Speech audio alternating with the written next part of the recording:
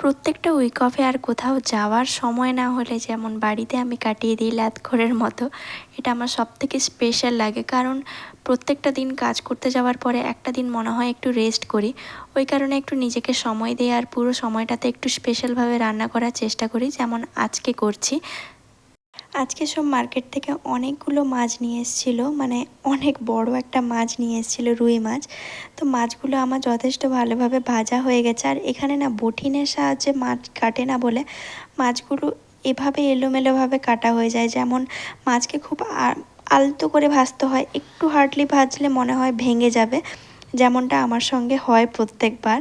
একটু পাতলা করে কাটলেই ভেঙে যায়। আর আজকে অনেকগুলো এক্সট্রা মাথা নিয়ে এসেছিলো, মাছের মাথা, যেটা বেসিক্যালি আমাদের মাছের ছিল, ওটাও ছিল, প্লাস এক্সট্রা নেওয়া আসা হয়েছিল। কারণ রাতে একটু মাছের মাথা দিয়ে মুড়ি ঘন্ট বানাবো। আর ছিল হচ্ছে মাছের তেলের একটু চচ্চড়ি বানাবো ভেবেছি। তো মাছের মাথাগুলো এখনই ভেজে রেখে দেবো, কারণ রাতে পর্যন্ত থাকবে কি না তারও ঠিক নেই।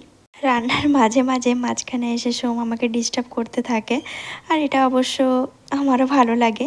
এখানে আমি সবজি দিয়ে টক আগে বসিয়ে দিয়েছি, মানে আজকে একটু টক করব ভাবছি, আমচুর দিয়ে টক করব। আর কেন টকটা আগে বসালাম তার কারণ হচ্ছে কিছুক্ষণ আগে কারেন্ট চলে গেছিলো, তো ওই কারণে আমার গ্রাইন্ড কিছু করা নেই, ওই কারণে ভাবলাম আগে টকটা বসিয়ে দিই। আর এখানে আমি একটা কুমড়োর গাছ লাগিয়েছি, গাছটা ধীরে ধীরে বড় হচ্ছে। আর বাইরে মেঘ অনেক করে এসছে, মনে হচ্ছে এইমাত্র বৃষ্টি আসবে। তো চলুন, এখন হচ্ছে সন্ধে, আর সন্ধেতে একটু আপনাদের ভগবানের দর্শন করিয়ে দিলাম। এটা আমার বাড়ির সামনেই, পুরো গলির সামনেই আছে ভগবান। তো এটা ছিল আমার আজকের ব্লগ।